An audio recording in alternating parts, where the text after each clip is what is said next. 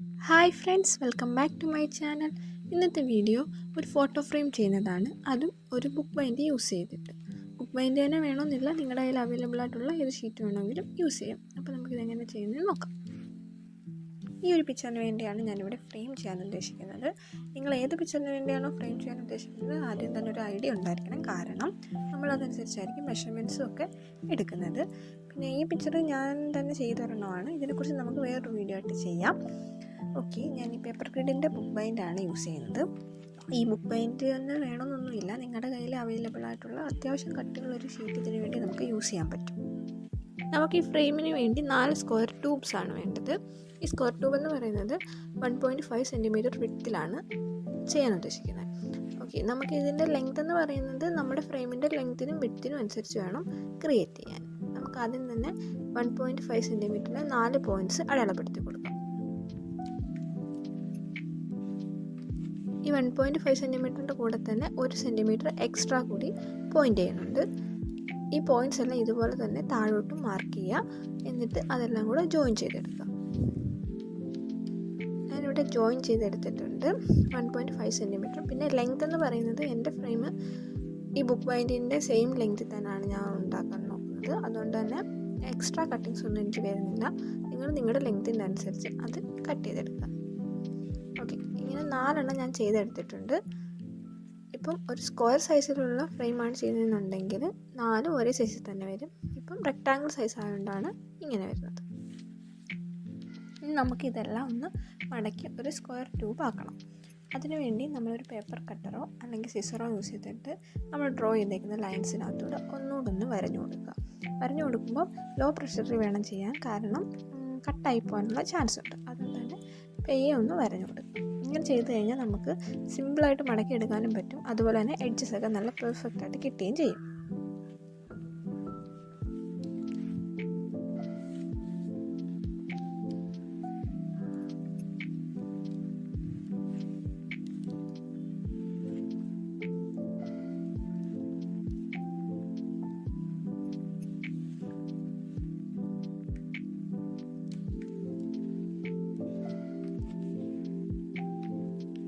മടക്കിയെടുക്കുമ്പോൾ ഈ ഗ്ലോസി ആയിട്ടുള്ള ഭാഗം ഉള്ളിപ്പോകുന്ന രീതി വേണം മടക്കിയെടുക്കാൻ.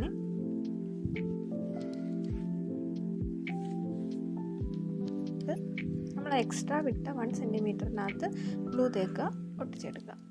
അതിനു മുമ്പായിട്ട് നമുക്ക് 2 പീസൊന്ന് മാറ്റിയതിന് ശേഷം 2 പീസിനകത്ത് ചെറിയൊരു ഭാഗം കട്ട് ചെയ്ത് മാറ്റാനുണ്ട്. അതെന്തിനാണെന്ന് വെച്ച് കഴിഞ്ഞാൽ കറക്റ്റായിട്ട് ഫിറ്റ് ചെയ്യാൻ വേണ്ടിയാണ്.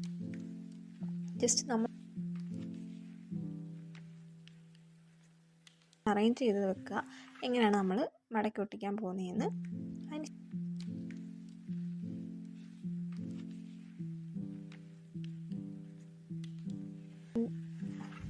അതിനുശേഷം നമുക്ക് 1.5 സെൻറ്റിമീറ്റർ ഒന്ന് അടയാളപ്പെടുത്തി കൊടുക്കാം. അതായത് നമ്മൾ 1.5 സെൻറ്റിമീറ്റർ എടുക്കുന്നതുകൊണ്ടാണ് മൊത്തത്തിൽ എടുത്ത് 1.5 സെൻറ്റിമീറ്ററാണ്. അതുകൊണ്ടാണ് നമ്മൾ ഇവിടെ 1.5. നിങ്ങളുടെ ഇപ്പോൾ 2 സെൻറ്റിമീറ്റർ ആണെന്നുണ്ടെങ്കിൽ അവിടെ 2 സെൻറ്റിമീറ്ററാണ് അടയാളപ്പെടുത്തേണ്ടത്. എന്നിട്ട് അടുത്ത കോളത്തിൽ നിന്ന് ജസ്റ്റ് ഒരു ഡയഗണലായിട്ട് ലൈൻ ചെയ്യാം. അപ്പോൾ ഇങ്ങനൊരു ഷേപ്പ് ഫോം ആവും. അത് കട്ട് ചെയ്ത് മാറ്റാം. ഞാൻ പറയുന്നത് നിങ്ങൾക്ക് എത്രത്തോളം ക്ലിയർ ആവുന്നുണ്ടെന്ന് എനിക്കറിയില്ല, പക്ഷെ കാണുമ്പോൾ മനസ്സിലാവുന്നുണ്ടെന്ന് വിചാരിക്കും.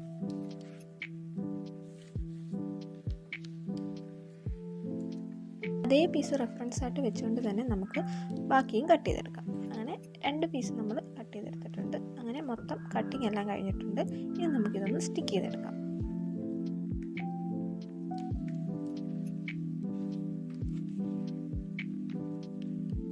യൂസ് ചെയ്യുന്നത് ക്വിക്ക് ഫിക്സ് ആണ്.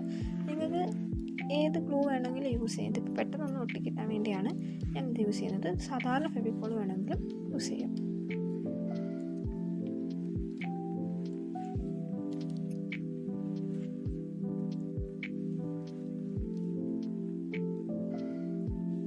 എല്ലാം ഒട്ടിച്ചെടുത്തിട്ടുണ്ട്.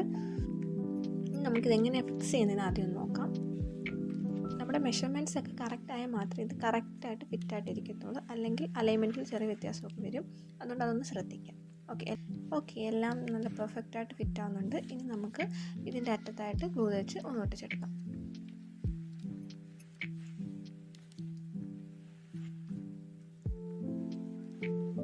ഒട്ടിച്ചെടുത്തിട്ടുണ്ട്. ഇനി നമുക്കിത് പെയിൻറ്റ് ചെയ്യണം. പെയിൻറ്റ് ചെയ്യാനായിട്ട് ഞാനിവിടെ ബ്ലാക്ക് കളറാണ് യൂസ് ചെയ്യുന്നത്. നിങ്ങൾക്ക് നിങ്ങളുടെ ഇഷ്ടത്തിനുള്ള കളർ യൂസ് ചെയ്യാം. ഞാൻ ബ്ലാക്ക് കളർ എടുക്കാൻ കാരണം ഇതിൻ്റെ പ്രിൻ്റില്ലേ, ആ പ്രിൻ്റ് ഒന്നും ഉള്ളിൽ പോകാൻ വേണ്ടിയാണ് ബ്ലാക്ക് കളർ. അതാകുമ്പം ഒറ്റ കോട്ടിൽ തന്നെ നമുക്ക് സെറ്റ് ചെയ്തെടുക്കാം. അല്ലെന്നുണ്ടെങ്കിൽ ആദ്യം ഒരു വൈറ്റ് കോട്ട് അടിക്കണം, അതിന് ശേഷമേ നമുക്ക് വേറെ കളറൊക്കെ യൂസ് ചെയ്യാൻ പറ്റത്തുള്ളൂ. അതുപോലെ തന്നെ ഗ്ലോസി ഭാഗം അകത്ത് പോകണമെന്ന് പറഞ്ഞതിന് കാരണം ഇതാണ്.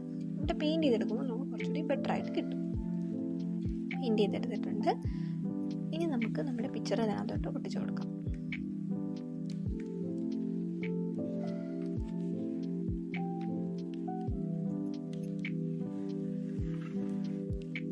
ഓക്കെ, നമ്മുടെ ഫ്രെയിം ഇവിടെ സെറ്റായിട്ട് വന്നിട്ടുണ്ട്. നിങ്ങൾക്ക് വീഡിയോ ഇഷ്ടപ്പെട്ടിട്ടുണ്ടെങ്കിൽ ലൈക്ക് ചെയ്യുക, ഷെയർ ചെയ്യുക, ചാനൽ ഒന്ന് സബ്സ്ക്രൈബ് ചെയ്യുക. Thanks for watching.